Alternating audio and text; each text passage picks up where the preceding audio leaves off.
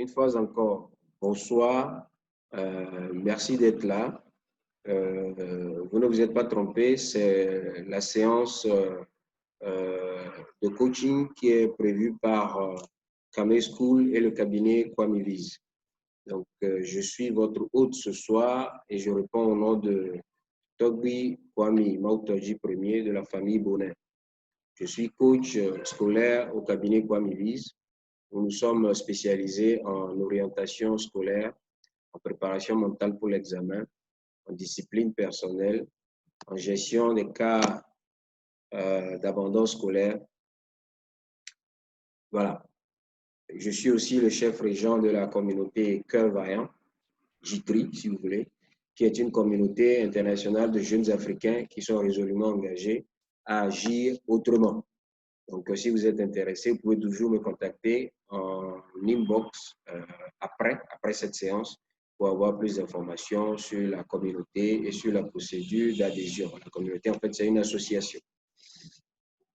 Bien, ceci étant, pour continuer, je vous propose de regarder ici le plan de la séance de ce soir, ce qui est prévu. Alors, donc, c'est un plan en plusieurs points. Nous sommes dans la première partie, introduction. Tout de suite, nous passerons au point A.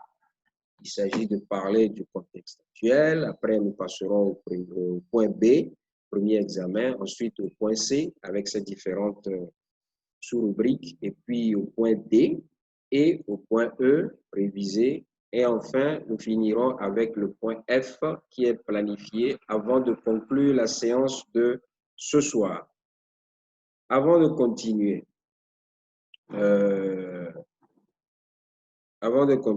voilà, j'étais en train de regarder le truc. Si pendant la séance, si vous avez des questions et tout, pour ne pas les oublier, vous pouvez toujours écrire ces questions dans la rubrique conversée pour les mettre, pour les laisser là à l'écrit. Je les verrai, je les note et puis j'y répondrai après. Mais tout de suite, avant de commencer, je voudrais donc avoir un peu vos appréhensions ou bien vos attentes par rapport à cette séance. De quoi avez-vous peur quand on parle d'examen? Qu'est-ce qui vous empêche d'être confiant? Ou alors, qu'est-ce qui empêche votre enfant, votre frère, votre neveu, votre ami, ou bien je ne sais pas, le jeune à côté de vous, qu'est-ce qui l'empêche d'être serein quand on parle d'examen? Voilà, qui veut répondre à la question, ou bien qui peut y répondre? Je peux intervenir? Allez-y, Madame Vanessa. D'accord, merci beaucoup. Généralement, ce qui me fait peur avant les examens, c'est de ne pas être assez préparée. C'est-à-dire que de ne pas avoir assez bossé mes cours, par exemple. C'est carrément ma plus grande hantise, en fait. Ne pas être préparée et aller composer. Du coup, ne pas savoir du tout quoi écrire, comment répondre aux questions. Voilà. Donc, votre peur, c'est de ne pas être préparé. Oui. Vous avez peur de ne pas être préparé. OK, je note. D'accord, merci beaucoup. Oui. Madame Bénédicte? Moi, je dirais, est-ce que c'est qu'est-ce qu'on va donner à l'examen? Est-ce que je serai apte à répondre à toutes les questions? Est-ce que je vais réussir? Voilà. C'est ça. OK. Donc, pour vous, c'est de savoir ce qui va venir comme question et est-ce que vous serez à la hauteur? OK, very good, c'est noté. Est-ce que M. Ghislain est avec nous? Je peux intervenir? Oui, M. Diao. Moi, je dirais que pour les examens, ce qui me ferait le plus, c'est que les correcteurs n'arrivent pas vraiment à valoriser ce que je fais parce que j'ai souvent confiance en moi, ce que j'ai appris et ce que je vais produire à l'examen. Donc, moi, ma peur, c'est plutôt de l'autre côté, du côté des correcteurs et des erreurs de saisie ou bien voilà, des erreurs de l'autre côté, mais pas de ma part. OK, donc vous avez plutôt peur de ce que les correcteurs vont vous donner comme appréciation. Oui, c'est Mais ça. cette appréciation-là dépend essentiellement de ce que vous aurez produit comme travail, en fait. Bon, Oui, OK. bon. Pour le moment, Maintenant, ce n'est pas un débat, c'est juste pour avoir des idées par rapport à ce qui va et ce qui ne va pas chez l'un ou chez l'autre. OK. Bien, merci beaucoup pour ce tour d'horizon. Je ne sais pas si... Monsieur Ghislain, est-ce qu'il est là? Toujours pas? OK. Les autres qui nous rejoindront, ils peuvent toujours ajouter des commentaires par écrit pour qu'on puisse voir. Alors, tout de suite, merci pour ces apports. Alors, nous entamons maintenant l'exposé tel que prévu. Dans le contexte actuel, il faut commencer par rappeler encore une fois que la situation sanitaire n'est pas totalement revenue au point normal. Donc, il est extrêmement important que tous les candidats prennent leurs précautions dès maintenant. Alors, se laver régulièrement les mains, enfin, vous connaissez déjà le discours, mais surtout lorsque vous êtes à l'école, dès que vous finissez la récréation, ces temps-ci, pour éviter tout souci, dès que vous finissez la récréation, allez vous laver les mains. Dès que vous rentrez à la maison, allez vous laver les mains. En ces temps-ci, en cette période-ci où on est à la veille des examens, il n'est plus du tout conseillé ou recommandé de passer ses fournitures aux autres. Donc, chacun doit tout faire pour préserver ses propres fournitures, les instruments de géométrie, les calculatrices, les papiers brouillons, tout ce que vous voulez, les stylos, tout ça. Chacun garde son lot avec lui. Vous savez, lorsque vous avez peur, ça fait dépenser de l'énergie et vous focalisez votre attention sur l'objet de votre peur. Ainsi, votre mental ne fait rien d'autre que passer en revue des scénarios qui sont en réalité impossibles parce que c'est votre peur qui vous fait imaginer ce genre de choses.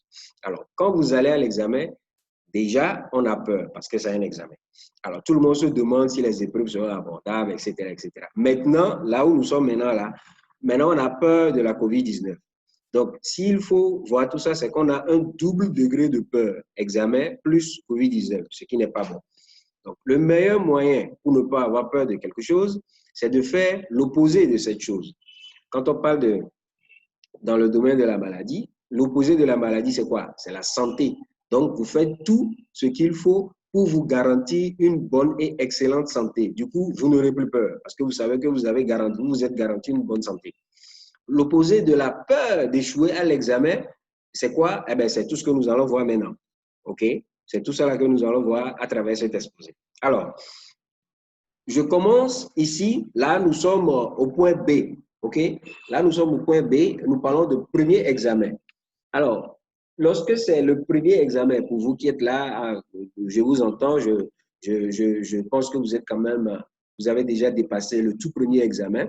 Mais si vous connaissez, si vous avez des petits frères, des petites soeurs, si vous connaissez des gens qui ont des enfants qui vont passer le premier examen, il faut leur passer le message. Alors, si c'est le tout premier examen, il est important de comprendre quelques notions élémentaires.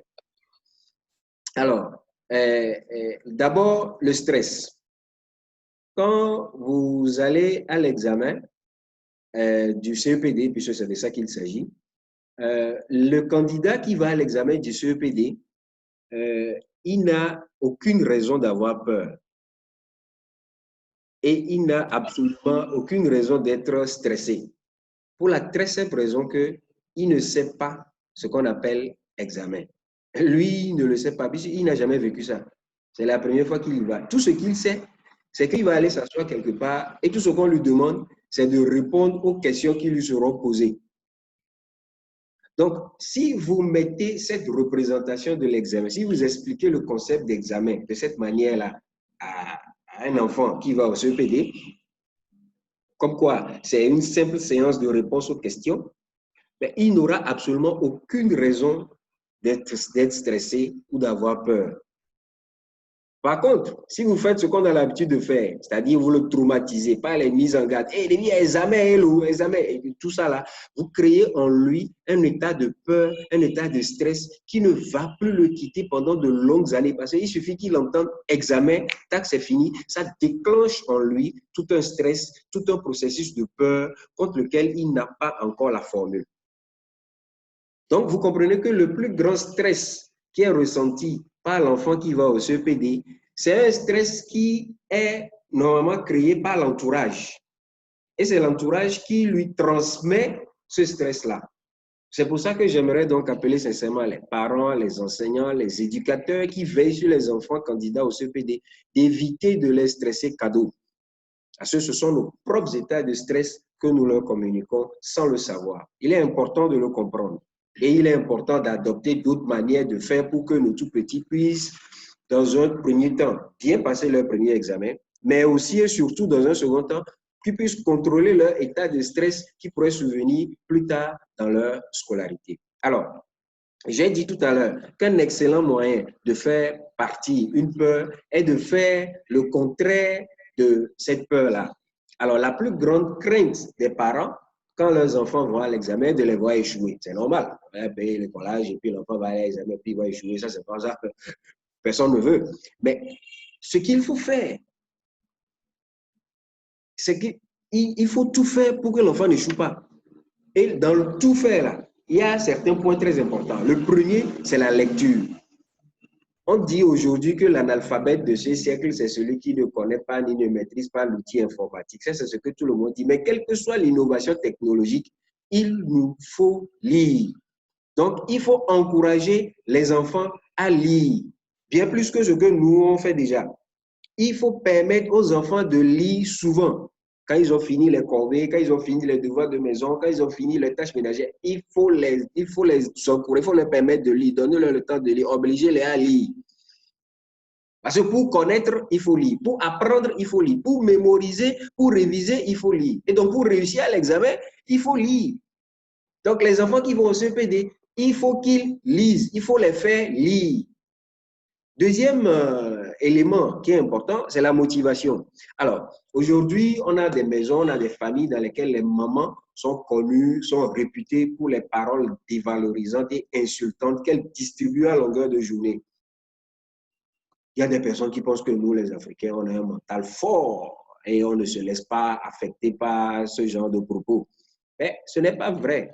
Parce que la preuve, c'est toutes les bêtises, les dérives, les déviations que nous voyons en ville. Mais ces auteurs, ceux qui font ces bêtises-là, c'est des gens qui ont subi, qui ont gardé et qui ont enfoui dans leur subconscient des paroles dévalorisantes, des paroles insultantes pendant toute leur enfance. Et ces traumatismes qui sont enfouis en eux, tôt ou tard, d'une manière ou d'une autre, ressortent. Et c'est ce que nous voyons. Donc, il est important que les parents fassent attention aux paroles qui sortent de leur bouche à l'approche des examens, surtout nos mamans. Parce que l'enfant, à ce moment-là, vous lui avez déjà suffisamment transmis votre stress. Et maintenant, si en plus de ça, vous devez encore l'insulter, l'enfant va se sentir complètement un moins que rien. Il n'a plus confiance en lui. Et avec ça, maintenant, bon, on verra tout ça, tout ce développement-là plus tard.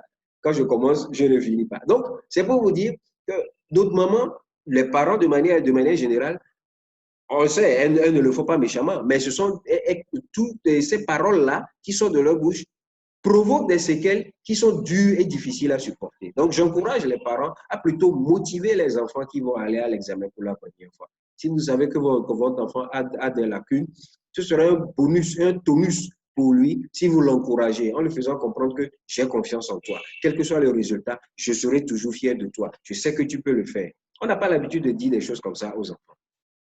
Troisième point important lorsqu'on veut faire réussir son enfant à l'examen, surtout quand c'est le premier examen, c'est de tenir compte de la santé physique de l'enfant. Alors, pour son premier examen, n'oubliez pas que son petit corps peut réagir sous le stress. Donc, des fois, ça peut bien réagir, des fois, ça peut réagir mal. Donc, il faut veiller à ce que les soins élémentaires préventifs lui soient administrés. Antipaludisme, déparasitant, vitamines. Et s'il a des besoins particuliers, peut-être qu'il est asthmatique, peut-être qu'il est diabétique, ou bien tout ce que vous voulez, assurez-vous qu'il ait tout ce qu'il lui faut sous la main. Il ne faut pas dire qu'il lui reste un peu dans la boîte là, il n'a qu'à faire avec. Non, non, non, non. Il faut s'assurer qu'il a une nouvelle boîte sous la main. Parce qu'à l'examen, tout peut arriver. Et maintenant, il faut maintenant lui parler et lui dire des paroles de motivation. OK? Alors, nous sommes ici au point Alors, je vous fais voir rapidement. Nous venons de finir, comme vous voyez, l'introduction, c'est bon. Nous venons de finir le point A, nous venons de finir le point B. Nous allons maintenant passer au point C. Est-ce que tout le monde me suit? Est-ce que vous pouvez m'envoyer des petits coucous, des petits messages de la main ou bien quelque chose pour me dire si vous me suivez?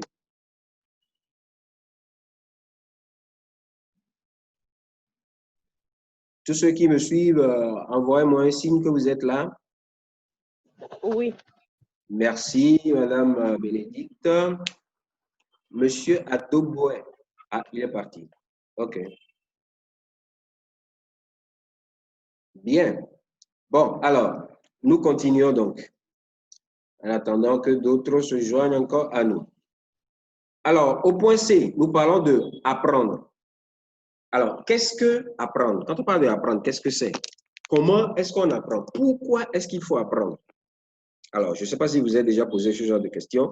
Si oui, tant mieux, on va y répondre encore. Sinon, ben, on va y répondre quand même. Alors, apprendre, c'est un processus. C'est-à-dire que c'est une série d'actions qui se déroulent sur une période donnée et aboutissent à un résultat donné. Apprendre, c'est un processus volontaire, c'est-à-dire qu'on ne peut pas vous obliger à le faire, mais vous devez d'abord prendre la décision de le faire. Apprendre est un processus évolutif, c'est-à-dire les conditions dans lesquelles vous apprenez aujourd'hui changeront demain, mais vous allez continuer d'apprendre. Donc, vous allez vous adapter aux conditions de vie pour apprendre, quel que soit votre âge, votre situation socio-géographique ou tout ce que vous voulez. Alors, de quoi avons-nous besoin pour apprendre? Pour apprendre, il faut d'abord faire attention. Alors, quand c'est dit comme ça, on n'arrive pas à l'expliquer. C'est quoi faire attention? Alors, faire attention, c'est arrêter de penser à son environnement et rassembler tous ses sens et son mental sur un sujet précis. Là, tout de suite, là, il y a un exposé en ligne. Donc, vous avez toute votre attention sur ce qui se dit sur votre ordinateur ou bien sur votre téléphone. Donc, ça veut dire que si là, tout de suite, quelqu'un vous appelle et vous demande où vous avez déposé la clé des toilettes de votre, ou bien de la clé des toilettes de la chambre ou bien quelque chose, vous allez mettre quelques secondes pour sortir d'abord de l'état d'attention dans lequel vous êtes, avant de chercher à comprendre ce qu'il dit, puis de chercher la réponse adéquate à sa demande. Donc, ça veut dire que vous bougez votre attention de l'exposé qui se passe ici vers ce que l'autre personne vous dit.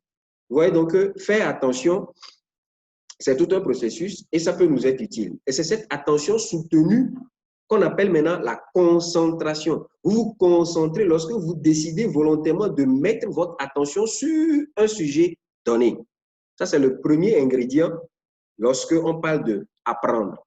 Le deuxième ingrédient, c'est votre état physique. Alors, pour apprendre, il vous faut d'abord vous réveiller tôt.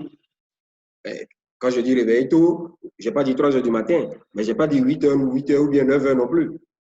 Donc, vous réveillez tôt, c'est entre 5 et 6 heures de préférence. Lorsque vous vous réveillez tard, vous allez vous sentir fatigué, vous allez vous sentir lourd. Mais en vous réveillant tôt, vous pourrez gagner de l'énergie universelle. Et vous pouvez charger votre être avec des ondes positives. Et vous pouvez attaquer la journée sur un bon pied. En plus du réveil, il faut aussi s'hydrater correctement. Vous êtes des apprenants, vous êtes des élèves, vous êtes tous jeunes, votre corps n'a pas fini sa croissance. Nous sommes dans un pays tropical, la chaleur nous oblige à boire beaucoup d'eau. Mais nombreux d'entre vous, vous privez toujours de boire de l'eau pour des raisons farfelues. Il y en a qui disent, ah, je ne veux pas faire pipi tout le temps, je suis trop lourd après avoir bu, je ne veux pas sortir tout le temps de la salle. Moi, je vous dis une chose. Je vous recommande fortement de boire de l'eau régulièrement. En fait, il faut boire de l'eau pour ne pas avoir soif. Il ne faut pas attendre d'avoir soif avant de boire. Il faut boire pour ne pas avoir soif. L'eau va hydrater votre cerveau et va permettre à votre cerveau de mieux fonctionner. Quand on parle d'apprendre tout ça, c'est le cerveau qui est le muscle qui est sollicité. Donc, tout ce qui permet au cerveau de bien fonctionner ici est le bienvenu. OK? Troisième élément, c'est le sport. Alors, toute personne qui n'a pas de handicap, je vous interdis formellement d'arrêter le sport. Je répète, pour toute personne qui n'a pas de handicap, si vous n'êtes pas aveugle, si vous n'êtes pas sourd, si vous n'êtes pas handicapé moteur, si vous n'avez aucun problème physique, je vous interdis formellement d'arrêter le sport. C'est une activité qu'aujourd'hui, presque tous les adultes Quand je parle d'adultes, je parle des personnes qui sont salariées, qui ont éventuellement une famille à charge. Tous les adultes regrettent d'avoir arrêté le sport. Et vous qui êtes jeunes, vous aussi, vous arrêtez le sport. Vous voyez qu'il y a quelque chose qui ne va pas quelque part. Donc, je vous l'interdis formellement. Ici, nous parlons de préparation mentale pour l'examen. Le sport éloigne de vous les maladies. Quand on parle d'examen, la maladie n'a pas sa place. Le sport vous permet de rester jeune, en bonne forme. Nous verrons ça tout à l'heure. Votre forme physique est super importante. Le sport est une activité qui régule la circulation du sang dans votre corps et vers votre cerveau. Ça revient encore. Le cerveau est un muscle qui a besoin d'être en très bon état pour très bien fonctionner dans le processus de préparation pour l'examen. Et donc, voilà, faites du sport et faites encore du sport. Alors, nous avions parlé de l'attention, de la concentration, nous avions parlé de l'état physique. Et maintenant, troisième point, lorsqu'il s'agit d'apprendre, nous parlons de la présence. Bon, nous sommes à quelques jours de l'examen, mais je veux bien encore répéter, je veux bien encore rappeler ça. Pour apprendre, il faut être présent. Vous ne pouvez pas apprendre l'anglais si vous ne suivez pas les cours d'anglais. Il n'y a pas de sorcellerie, ce n'est pas possible. Être présent, ce n'est pas juste être présent de corps, il faut aussi être présent d'esprit. Avant de venir suivre le cours, est-ce que vous avez déjà lu le cours? Est-ce que vous avez tout prévu? Pour le cours de maths, est-ce que vous êtes venu avec vos instruments de géométrie? C'est aussi ça, être présent. Pour le cours de biologie, est-ce que vous êtes venu avec les schémas, vous avez fait les devoirs de maison? C'est aussi ça, être présent. Vous ne pouvez pas apprendre des notions si vous ne les comprenez pas. Vous ne pouvez pas comprendre des notions si vous n'êtes pas présent de corps et d'esprit pendant les explications. Pour apprendre, il vous faut donc une présence totale et régulière. Tous les jours, il faut être là. Et tous les jours, il faut être ponctuel. Quand on parle de présence, ça va de pair avec la ponctualité. Parce que le retard vous cause du tort que vous ne savez pas. C'est-à-dire, tout ce qui a été dit avant, vous ne vous rendez pas compte que vous perdez quelque chose. OK? Donc, sur la base de ces trois éléments-là, nous voyons donc que apprendre est un processus. Et ça commence par la volonté personnelle. Lorsque vous dites que vous avez décidé de le faire, c'est tout ce qu'on a dit là que vous devez faire chaque jour. Apprendre permet de mémoriser. Alors, la mémoire, c'est l'état du fonctionnement du cerveau. Lorsque votre cerveau vous permet de retrouver des informations qui étaient rangées justement dans le cerveau, c'est ça qu'on appelle la mémoire. Donc, mémoriser quelque chose, c'est ranger les informations dans le cerveau pour pouvoir les retrouver plus tard. Ce n'est pas si facile. Alors, comment on fait pour y arriver? Donc, là, maintenant, nous passons au point suivant qui est comment mémoriser. OK? Alors, pour mémoriser, la première condition pour pouvoir mémoriser est de faire attention et de se concentrer. Plus nous sommes concentrés, plus nous avons de chances de nous souvenir du sujet sur lequel nous étions concentrés. Bon, notre capacité de concentration n'est pas fixe.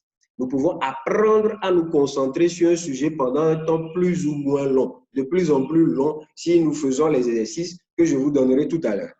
Cela n'est pas facile, mais cela n'est pas impossible. Alors, pour y arriver, voyons de quoi on a besoin. Alors, la première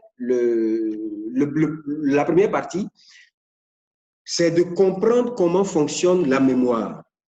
Nous alimentons notre ventre par la bouche. Quand on a faim, le nez se tourne vers les bonnes odeurs et la bouche avale tout ce qui paraît bon. C'est la même chose qui se passe avec la mémoire. Quand on a faim de connaissances et d'informations, ce sont nos organes de sens qui sont mis à contribution. Alors, toutes les informations que nous accumulons nous sont transmises par quoi? Par nos organes de sens. La vue, l'ouïe, l'odorat, le goût, le toucher. Ce sont ces sensations-là que le cerveau va enregistrer et qu'il va ressortir plus tard lorsque nous serons à la recherche de telle ou telle information. Chacun de nous dispose d'un mécanisme inné basé sur un ou deux organes de sens. Souvent, ces deux sont prioritaires. Alors, c'est ce mécanisme-là qui fait que certains se souviennent plus rapidement des noms des sauces ou bien des recettes de cuisine, tandis que d'autres n'oublient jamais les visages ou bien les images de certains lieux ou bien les couleurs, etc. etc. C'est ce mécanisme-là qu'on appelle profil de perception sensorielle. Alors, il existe un test, il y a différents tests en fait, qui permettent d'identifier le profil de chacun. Tout le monde est unique et tout le monde a son propre profil. Donc, il n'y a que le test qui va vous permettre d'identifier votre profil dans lequel vous avez généralement deux organes. On les appelle deux traits. Donc, c'est deux organes appelés des traits plus dominants que les autres. Dans le cadre scolaire, il y a 3 organes qui sont les plus utilisés. Il y a l'ouïe, c'est-à-dire le fonctionnement de l'oreille, la vue, c'est-à-dire le fonctionnement des yeux, et le toucher, c'est-à-dire le fonctionnement de vos doigts. Il est indispensable de connaître son profil pour pouvoir améliorer votre mémoire, parce que toute votre vie, vous allez travailler, vous allez développer, et selon les conditions, vous aurez à utiliser ce profil-là pour vous perfectionner. Alors, tout de suite, si vous êtes visuel, c'est-à-dire si vous retenez ce que vous voyez, il est recommandable lorsque vous êtes en classe d'être positionné dans les rangées de devant. Il vaut mieux s'asseoir devant. Il ne faut pas avoir entre vous et le tableau, entre vous et l'enseignant, il ne faut pas avoir ce qu'on appelle une distraction visuelle, quelque chose qui va attirer votre regard et qui va vous distraire de ce qui se passe. Il faut éviter les places de derrière ou bien les places qui sont à côté de la porte avec vue sur la cour, parce que vous serez distrait par tout ça. Il vaut mieux. Et lorsque vous prenez votre cahier, vous devez prendre soin de votre cahier. Votre cahier doit être le plus propre possible, avec plusieurs couleurs, avec des petits dessins, des petits croquis qui vont vous permettre de vous rappeler que sur telle page, tel point, tel triangle, bien tel point d'exclamation, c'est que telle partie est importante. Voilà, des choses comme ça. Dans votre chambre, votre environnement immédiat, il faut que tout soit propre, tout soit bien rangé, parce que c'est ce que vous voyez et c'est ça qui va vous attirer dès le premier regard. OK? Si vous êtes auditif, c'est-à-dire ceux qui retiennent ce qu'ils entendent, il est recommandable d'être positionné loin de la fenêtre ou de toute autre source de bruit.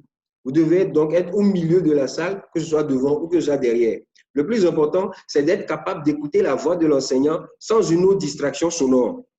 Et pour travailler, pour réviser, pour travailler à la maison, évitez de travailler dans un environnement bruyant, là où il y a trop de bruit. Quand il y a du bruit, vous pensez que vous êtes en train de lire votre cours, mais vos oreilles sont en train de capter le bruit extérieur. Et du coup, vous n'êtes pas concentré sur ce que vous avez dans la main comme cahier ou comme livre. Si vous pouvez, certains arrivent à se concentrer avec de la musique. Mais ça, il faut savoir le faire. Ce n'est pas le moment de mettre de la musique tumultuante à un volume insupportable en disant que vous êtes en train d'apprendre. Ça, il faut savoir le faire. Ceux qui retiennent ce qu'ils ont fait avec leurs doigts, on les appelle les kinesthésiques. Alors, ceux-là, il est recommandé d'être toujours volontaire pour aller au tableau pour faire les exercices d'application. C'est quand vous êtes au tableau, c'est quand vous le faites, c'est quand vous travaillez. On les appelle ceux qui ont le cerveau au bout de... Vous avez votre cerveau au bout du doigt. Votre cerveau est au bout de vos doigts. Et c'est pour ça, vous devez faire. Tant que vous n'avez pas fait, vous ne comprendrez pas. Donc, vous devez toujours être volontaire pour aller faire. Il faut écrire ça vous-même. Ne pensez pas que c'est parce que vous avez écrit dans le cahier Goevo. Il faut aller faire ça aussi au tableau. C'est ce que vous avez fait que vous allez retenir. Donc, ne ratez jamais les occasions pour le faire encore et encore dans un cahier, sur un tableau, sur une ardoise, par terre, sur les murs. Bon, il ne faut pas salir les murs quand même. Donc, lorsque nous parlons de mémoire, nous avons parlé de l'attention, nous avons parlé du profil de perception sensorielle. Et puis maintenant, il y a aussi l'ordre et la discipline. Donc, la mémoire se base aussi sur l'ordre et la discipline. Si votre environnement immédiat, j'ai parlé tout à l'heure de la chambre à coucher, ou peut-être de votre salon si vous êtes un étudiant. Si votre salon est en désordre, vous avez des livres dans les casseroles, vous avez des serviettes et des torchons qui sont ensemble, vous avez des chaussettes au milieu des plats et des fourchettes, etc. C'est le même désordre que vous allez avoir dans votre cerveau. Parce que c'est ce que vous voyez tous les jours qui va se calquer dans votre mental. Vous sortirez des réponses d'anglais en réponse aux questions de physique. Vous allez donner des réponses de mathématiques en réponse aux questions d'histoire-géographie. Mais si vous maintenez un ordre et une propriété ambiante impeccable autour de vous, votre cerveau aussi suivra le même ordre. Ainsi, l'anglais que vous aurez appris depuis le 10 janvier 2019 sera toujours rangé dans votre mémoire avec date, heure, lieu, durée, couleur du texte, taille de la page et tout et tout. Et donc, maintenant, c'est difficile à faire, mais ce n'est pas impossible. Donc, c'est de la discipline personnelle qui permet aussi d'accéder à une bonne mémorisation. Bon, l'ordre et la discipline, cela aussi peut faire l'objet de tout un autre exposé de 2 heures que nous pourrons programmer à une autre occasion. Voilà donc de manière très simple comment mémoriser dans le cadre scolaire. Alors, est-ce que tout le monde me suit jusqu'alors? Est-ce que ça va? Oui. Ah, bien, merci. Je ne sais pas si c'est monsieur ou c'est madame Adoboin. Est-ce que vous pouvez nous dire quelque chose rapidement? Vous êtes avec nous? Oui, coach, je suis avec vous. Super, merci beaucoup. Alors, nous venons donc de terminer la partie D qui a parlé donc des 3 sous-rubriques telles que vous l'avez vu. Nous allons donc entamer la partie E qui est réviser. D'accord? C'est parti. Alors, quand nous parlons de la révision, j'aime bien dire pour rigoler que quand on n'a pas visé, on ne peut pas réviser. Et la révision, ça sous-entend qu'on a déjà appris.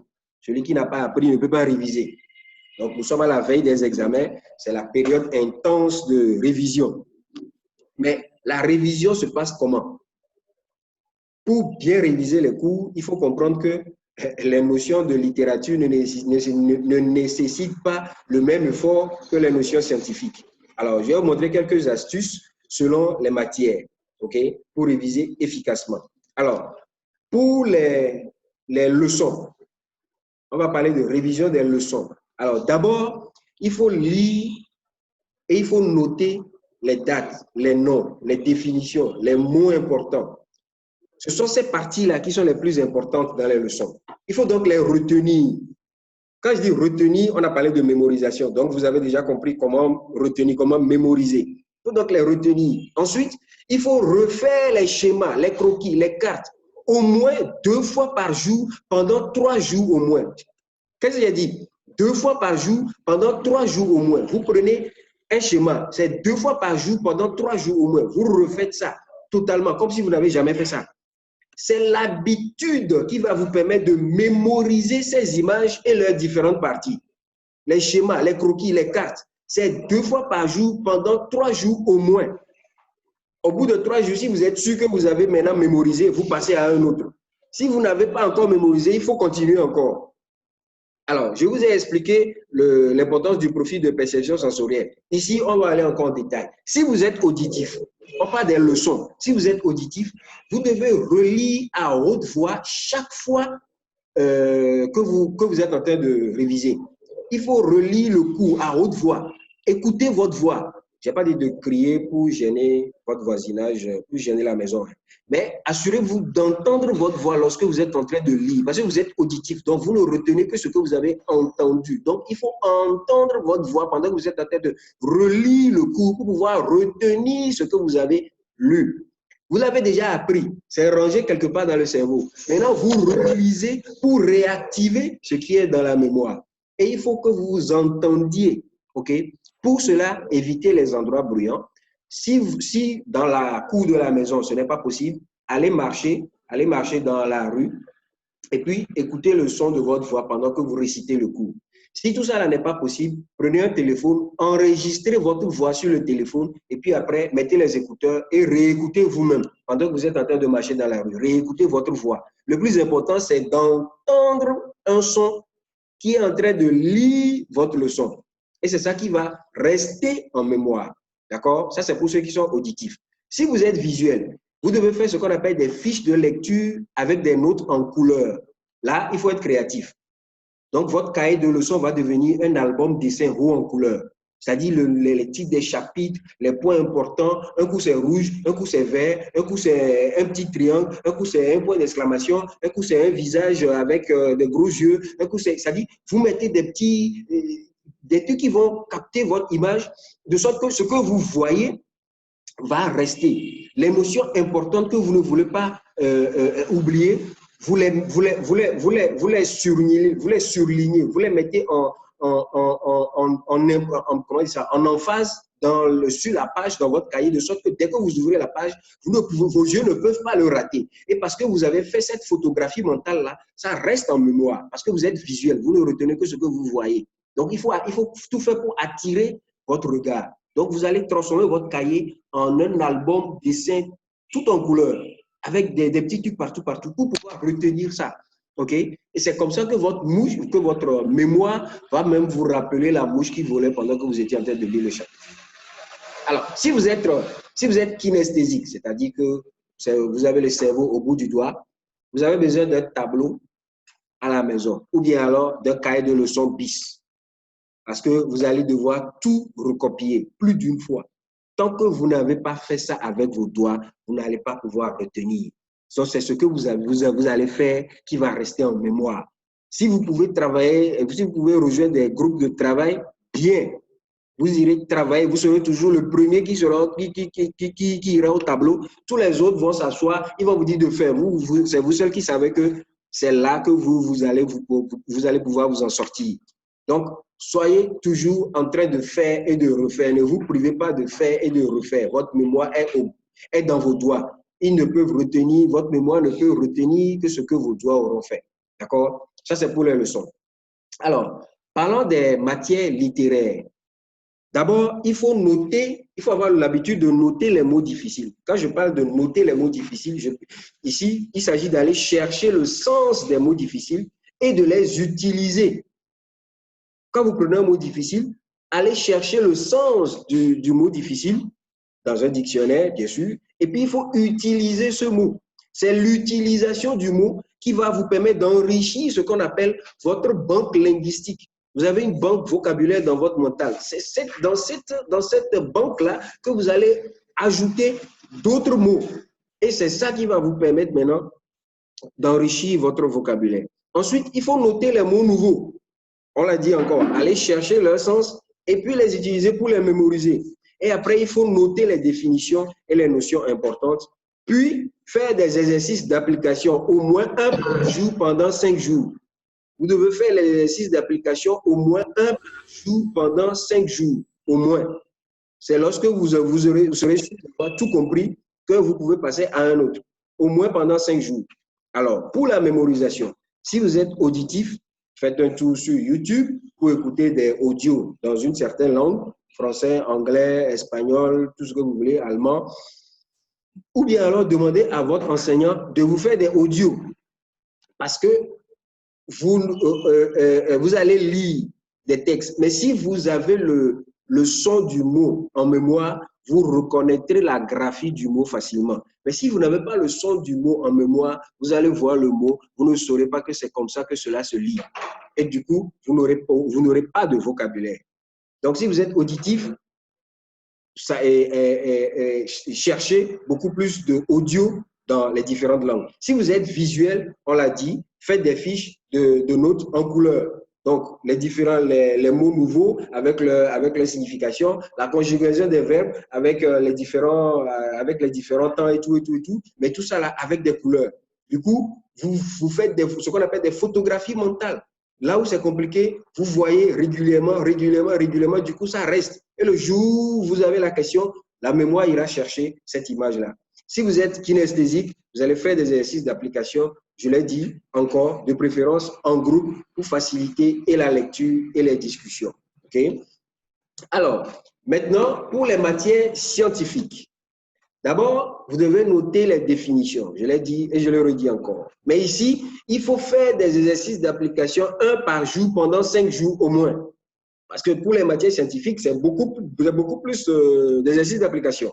OK? Et si vous êtes auditif, en termes de mémorisation, si vous êtes auditif, vous devez relire le corrigé des exercices à haute voix. Qu'est-ce que j'ai dit? Le corrigé des exercices. Parce que ici, votre réussite passe par le corrigé des exercices. Donc, vous devez relire le corrigé des exercices à haute voix si vous êtes auditif. Vous devez garder en tête, par la voix, par le son, le corrigé des exercices. Lorsque vous allez rechercher ça, vous n'aurez pas les questions, mais vous aurez les corrigés. Okay? Si vous êtes visuel, soulignez les corrigés des points et aussi des parties que vous avez faussées. Comme ça, vous savez que pour telle erreur, c'est telle correction.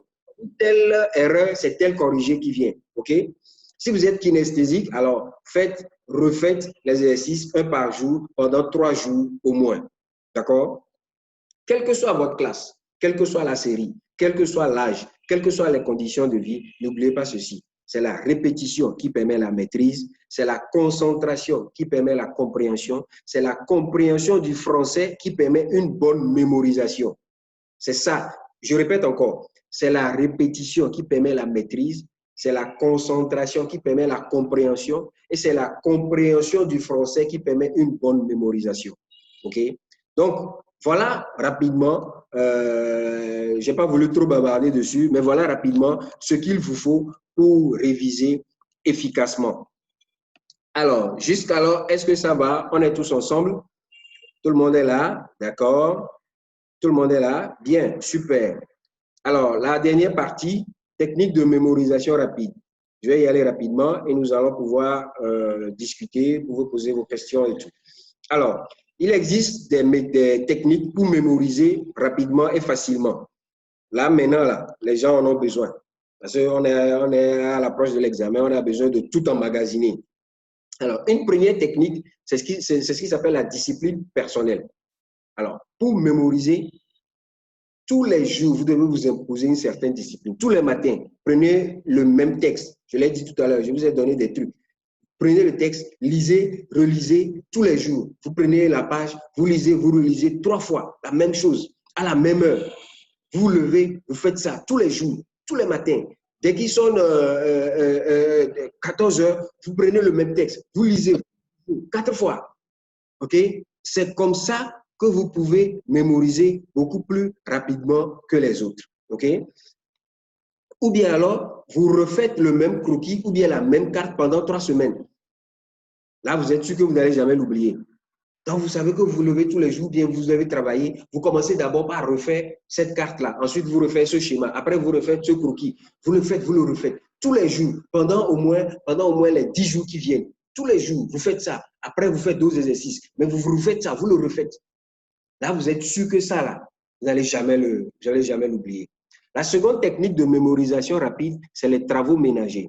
Alors, quand je dis ça, les gens me regardent avec de gros yeux. C'est simple, je vous explique. Tous les matins, très tôt, choisissez 1 ou 2 tâches ménagères. Ça peut être balayer la cour, ça peut être faire la lessive, ça peut être faire la vaisselle, ça peut être laver le véhicule de votre parent, ça peut être nettoyer les meubles, changer les effets, je ne sais pas, tout ce que vous voulez. Pendant que vous faites cela, il vous faut réviser vos cours. Pendant que vous récitez les cours, il vous faut réciter les cours. Pendant que vous le récitez, vous êtes en train de développer un état de concentration qui va vous permettre de vous souvenir à tout moment de ce que vous êtes en train de réciter. Vous êtes concentré sur une action et vous récitez un cours. Lorsque vous serez en face d'une question, la réponse là va venir d'elle-même automatiquement. Et si vous faites ça tous les jours ainsi, pendant un bout de temps, il n'est pas impossible. Ça dit, c'est automatique que vous allez retenir cela. La troisième technique de mémorisation rapide que je vais vous conseiller, c'est les exercices physiques. Vous vous levez le matin, vous faites un peu de jogging, un peu de sport, un peu d'exercice physique. Je ne dis pas d'aller courir, faire le tour du terrain pendant 3 heures de temps. C'est juste des petits exercices que vous faites à la maison pendant 20 minutes. Mais pendant que vous faites ça, vous récitez les cours, un peu ce qu'on avait dit tout à l'heure. Vous récitez les cours. Donc, c'est l'effort quotidien pour réussir l'exercice physique qui va devenir un stimulant pour garder en mémoire les notions que vous avez apprises. La 4e technique, c'est ce qu'on appelle le Kaizen. Alors, le Kaizen, c'est une méthode japonaise qui a fait le tour du monde. Il s'agit simplement de faire la même action en continu tous les jours pendant 1 mois. Et chaque jour, votre prestation va durer un certain temps. Eux, ils font des choses pendant 1 minute. À vous de voir. Alors, je donne un exemple. Vous voulez lire un livre de 400 pages. Chaque jour, à 16 heures, vous prenez le livre et pendant 1 minute, vous lisez quelques pages. Après 1 minute, c'est-à-dire à 16h01, vous terminez la lecture, vous pointez la page où vous êtes arrêté. Le lendemain, à 16h, vous reprenez le livre et pendant 1 minute, vous lisez encore un certain nombre de pages en continuant là où vous étiez arrêté. Pendant 1 mois. Après 1 mois, vous passez à 2 minutes par jour, à la même heure, et ainsi de suite. Avant que vous le sachiez, vous allez avoir une mémoire incroyable et une discipline de fer. Donc, si vous faites ça chaque jour, vous vous dites, vous allez faire exercice d'anglais pendant 15 minutes chaque jour à 10 heures. Et à 10 heures, vous faites exercice d'anglais. Vous faites un exercice et vous appliquez à trouver la réponse. En 10 minutes, vous finissez. Et puis, vous passez à autre chose. Chaque jour, la même chose. Chaque jour, la même chose. Croyez-moi, très vite, vous allez développer une mémoire infaillible. Tout ce que vous avez appris pendant les 10 minutes, là, vous n'allez jamais l'oublier. La dernière méthode de mémorisation rapide, c'est le calcul mental. Alors, pour retenir facilement, pour mémoriser rapidement les choses, vous devez apprendre à faire très rapidement des calculs mentaux. Tous les chiffres et les nombres que vous voyez partout peuvent être sujets de calculs mentaux, que ce soit les numéros des voitures, que ce soit les numéros de téléphone, que ce soit les chiffres. Les chiffres que vous voyez partout, quelqu'un vous a donné une somme ou bien vous avez vu quelque chose. C'est-à-dire, dès que vous voyez un chiffre, un nombre quelque part, additionnez les chiffres parmi eux. Et à son numéro 90, 16, 26, 26. Prenez 9, 0. 9 plus 0, ça fait 9. 1 plus 6, ça fait 7. 9 plus 7, ça fait... Voilà. Et puis, vous faites ça, et vous faites ça en tête, et vous vous dites, vous devez faire tout ça là assez rapidement. Du coup, qu'est-ce qui va se passer? En termes de chiffres, vous allez rapidement avoir des automatismes pour faire certains calculs. Et ces automatismes-là vont se répéter dans d'autres domaines. Ce ne sera pas uniquement avec les chiffres. Vous allez rapidement les faire dans d'autres domaines. Vous allez faire des associations dans d'autres domaines aussi, selon votre profil. Voilà les techniques que je vous propose, quel que soit votre âge, quelle que soit votre série, quelle que soit la classe, quelles que soient les conditions dans lesquelles vous vivez. Il y a d'autres que vous pouvez trouver si vous vous donnez la peine de chercher sur Internet. Alors, très rapidement, nous allons donc finir avec la toute dernière partie de notre exposé qui est la planification. Comme vous pouvez le voir, nous venons donc de terminer réviser et tout. Maintenant, nous passons à la planification, très vite. OK? Alors, quand on parle de planification ici, c'est extrêmement important en ce sens que celui qui va à l'examen, quelqu'un a dit tout à l'heure, il a peur de ce qui va se passer. Ce qui va se passer, tant que vous êtes organisé, vous n'avez pas de raison d'avoir peur. La planification, c'est notre capacité à arranger par priorité les actions à poser dans une période donnée. OK? Donc, on peut planifier la journée, on peut planifier la demi-journée, on peut planifier l'heure de travail, on peut planifier le mois qui vient. Ça signifie que dans la longue liste des choses à faire, c'est nous qui décidons de ce qu'on va faire d'abord, de ce qu'on va faire après et des choses qu'on va faire qu'on ne va même pas faire du tout. OK? C'est cette décision qui rend l'exercice de planification difficile. Il faut prendre la décision sur la base d'informations claires et précises. Décider veut dire quoi? C'est là de trancher entre deux options. Là, je suis en train de faire un exposé en ligne. Cela sous-entend qu'au lieu de faire ce que je viens de décider, j'avais le choix de faire autre chose de complètement différent qui n'a rien à voir avec ça, mais j'ai décidé de venir faire ça ici. Ce qui veut dire que j'ai pris une décision en mettant un qui est prioritaire par rapport à l'autre. Donc, la planification repose sur un premier pilier qui est l'ordre et sur un second qui est la décision. Alors, ce n'est pas facile de prendre les bonnes décisions. On traîne les pieds, on a du mal à faire tout ça et c'est ça qu'on appelle la procrastination. On ne va pas trop bavarder dessus, aller chercher dans le dictionnaire, vous verrez tout ça, la définition et tout. Maintenant, ce que moi, là où je voudrais vous amener ici, c'est que la procrastination est différente de la paresse. La paresse, c'est que sous la menace ou sous l'influence de quelqu'un d'autre, par exemple un aîné, la paresse va disparaître. Vous étiez en train de paresser, des fois on vous pousse, allez hop, on oublie la paresse et on passe au travail. Mais quand il s'agit de procrastination, même si on vous met un fusil sur la tête, vous n'allez jamais vous mettre au travail. Pour la très simple raison que la procrastination, c'est toujours de reporter en se donnant toujours, en pensant qu'on a toujours le temps. L'action ne va jamais être faite. OK? Alors, il faut éviter cette procrastination. Et il est clair, il n'y a pas de secret, il n'y a pas de formule magique pour ça. Chacun se débrouille comme il peut. Mais la chose réside dans l'organisation. Tout est dans l'organisation. Alors, très vite. Pour ceux qui vont à l'examen, il est important d'organiser son lieu de travail. Je l'ai déjà dit, votre chez vous ne doit pas être en désordre. On en a déjà parlé. Il ne doit pas y avoir de saleté parce que ça décourage. Si vous vous levez et puis vous remarquez que votre chambre est sale, de penser qu'il faut rendre la chambre propre et puis après il faut passer au travail, ça va vous décourager. Vous allez dire, bon, ok, on ne peut pas tarder là. Et puis vous n'allez rien faire. C'est là où vous allez en train de procrastiner là. Aujourd'hui, vous n'allez pas le faire. Demain, vous n'allez pas le faire. Vous allez rester dedans. il faut éviter d'avoir du bruit autour de soi parce que ça va vous déconcentrer. Donc, il faut bien organiser son lieu de travail pour éviter d'avoir toutes ces distractions-là.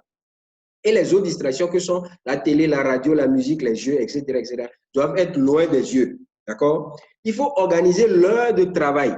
Alors, il n'est pas possible de travailler sans objectif. Alors, j'ai débuté cet exposé. Je me suis dit, j'ai un objectif d'1 heure pour finir. Et puis après, on aura les discussions. Je dois être concentré pour tenir dans le temps.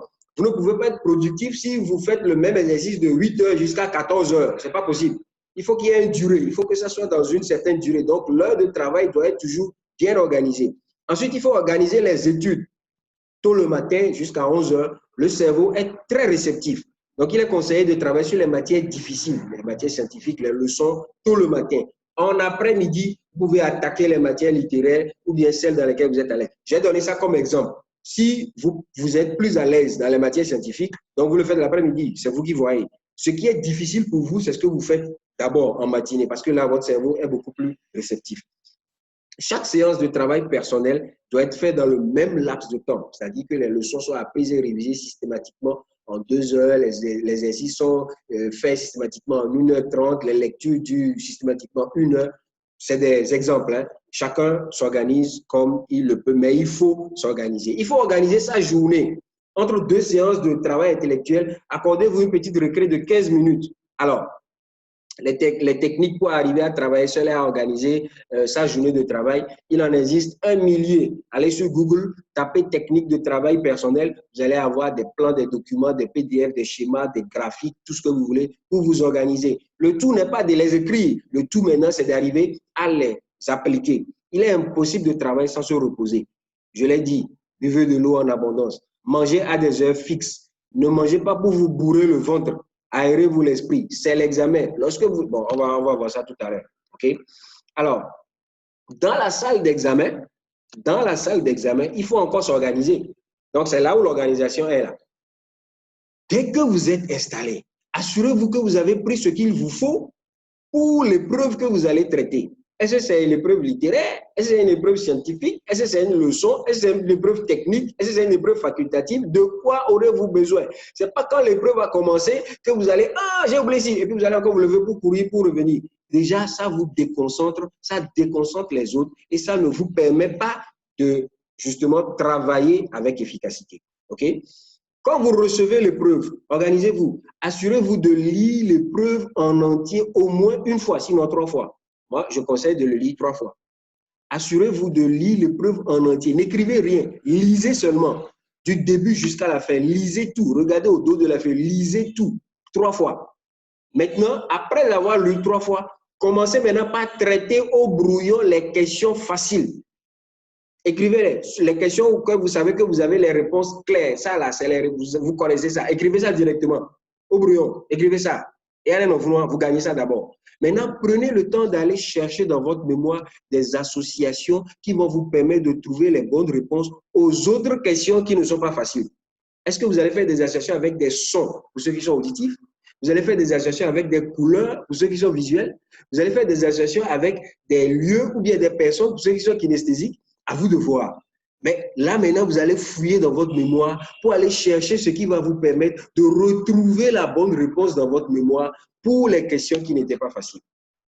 Et maintenant, en étant organisé, vous regardez l'heure et 30 ou bien 20 minutes avant la fin de l'heure, mettez votre copie au propre.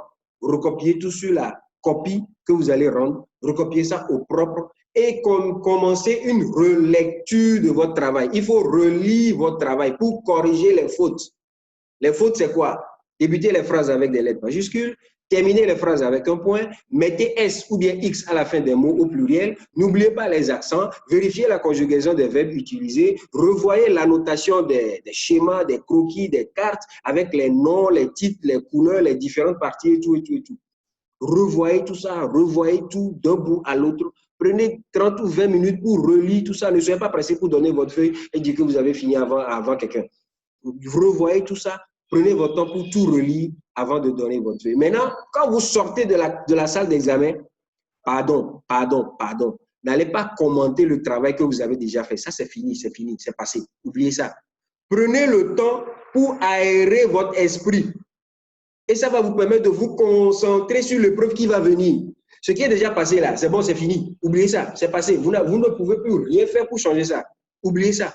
Maintenant, concentrez-vous sur ce qui va venir. Commencez d'abord par vous recréer, par vous aérer l'esprit. Et puis maintenant, vous concentrez sur ce qui va venir.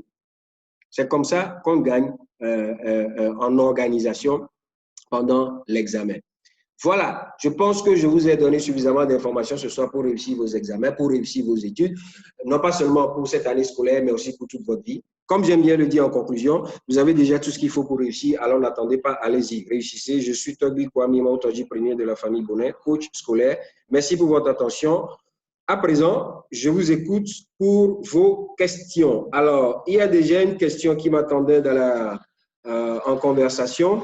On dit si l'enfant ne veut pas lire, comment on fait? Alors, un enfant qui ne veut pas lire, il faut d'abord chercher à savoir pourquoi il ne veut pas lire. Est-ce qu'il aimait lire et maintenant il refuse? Cela veut dire qu'il y a quelque chose qui s'est passé quelque part. Ça peut être un enseignant qui l'a démotivé, ça peut être un événement qui s'est passé dans la classe, ça peut être des camarades de classe qui ont fait quelque chose qui aujourd'hui ne lui convient pas. Donc, la première étape, chercher à comprendre ce qui s'est passé si l'enfant aimait lire avant. Si l'enfant, naturellement, n'aime pas lire, ça peut être que c'est quelqu'un qui est plus tourné vers un autre type d'activité. Par exemple, moi, mon fils, la lecture, c'est vraiment pas son truc. Et il préfère, déjà à son âge, il préfère les tournevis et les clés 10, les clés bizarres. J'ai compris. Et du coup, pour qu'il puisse lire, je lui achète des bandes dessinées. Donc, quand il voit les images, et quelles images? Il faut qu'il voit des images de voitures, il faut qu'il voit des images de motos, il faut qu'il voit des images qui sont en action.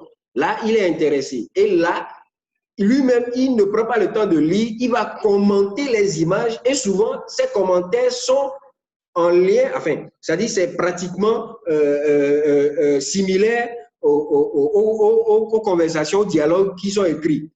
Et c'est tout doucement maintenant que je lui fais comprendre que, OK, ce que tu dis là, voilà le mot qui dit ça, c'est écrit ici. Et donc, il fait l'association entre les actions et les mots. Donc, lui, vous voyez qu'il est plus action, il est plus kinesthésique. C'est ce qu'il fait qu'il retient. Il n'est pas littérature, il est plus dans la technique, Donc, ce qui l'intéresse, c'est de faire, et c'est quand il a fait qu'il a compris. Et c'est quand il comprend là ce qu'il a fait qu'il retient. Donc, quand l'enfant ne veut pas lire, soit c'est quelque chose qu'il a découragé à l'école, soit c'est qu'il n'est pas fait pour la lecture, mais il est fait pour autre chose. Donc, on ne peut pas le laisser seul, mais il y a toujours différents. J'ai donné 2 cas, mais tous les enfants ne sont pas pareils. Tout le monde n'est pas dans ces 2 cas-là. Chacun est unique, chacun a un cas bien précis selon sa réalité. Si il n'est pas dans ce cas de figure, on peut toujours se reparler après pour voir comment gérer son cas à lui. D'autres questions? Vous avez possibilité d'ouvrir votre micro pour le dire. Je vous écoute.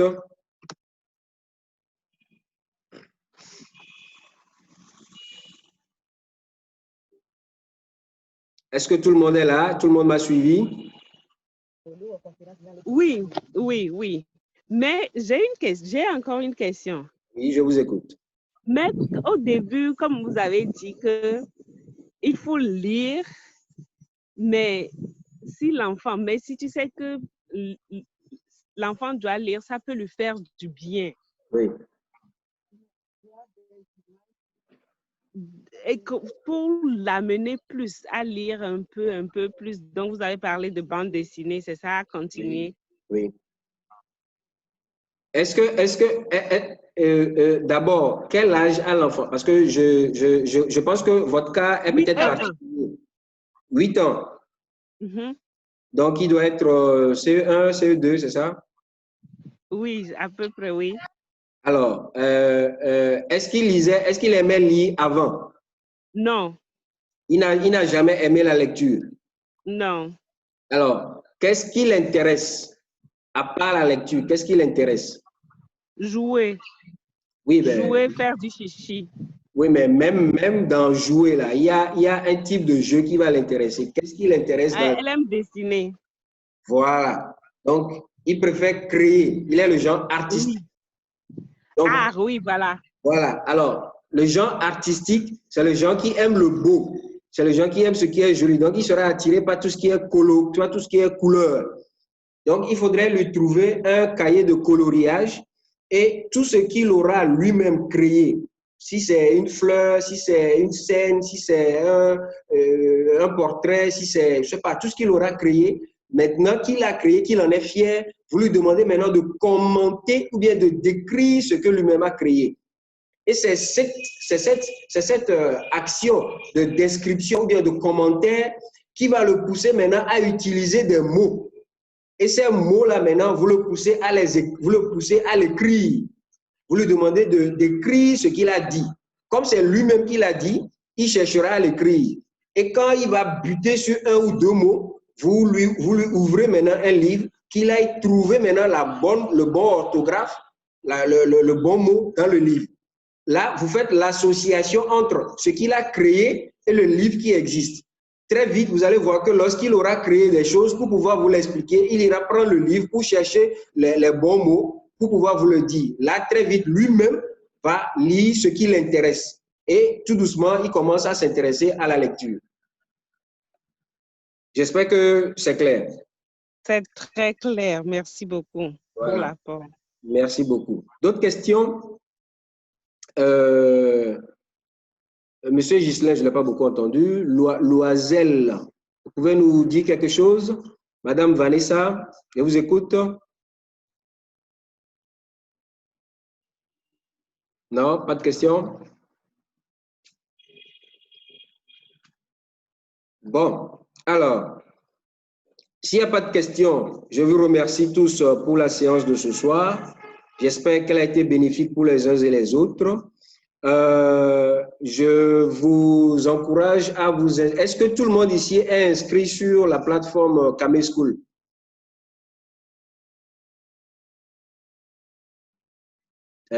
Allô, est-ce que tout le monde est inscrit sur la plateforme Kame School? Non?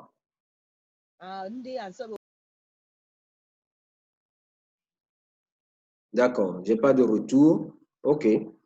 Si vous êtes inscrit, vous pourrez retrouver le contenu de cette formation, enfin, de cet exposé sur la plateforme. Sinon, je vous demande de vous inscrire et partant, je vous demanderai d'inviter aussi d'autres personnes, d'autres amis à s'inscrire sur la plateforme parce qu'il y aura d'autres séances similaires à celle-ci sur différents thèmes tout au long dans les prochains jours, dans les prochaines semaines. Avant l'examen, on aura d'autres. Après l'examen, on aura d'autres.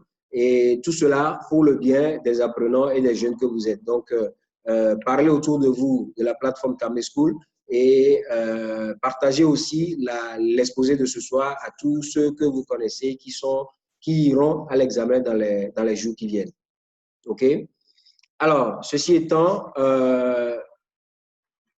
est-ce que Madame Bénédicte peut nous dire quelque chose sur l'exposé de ce soir? Comment est-ce que c'était? Est-ce que vos attentes ont été comblées? C'était trop rapide, trop lent?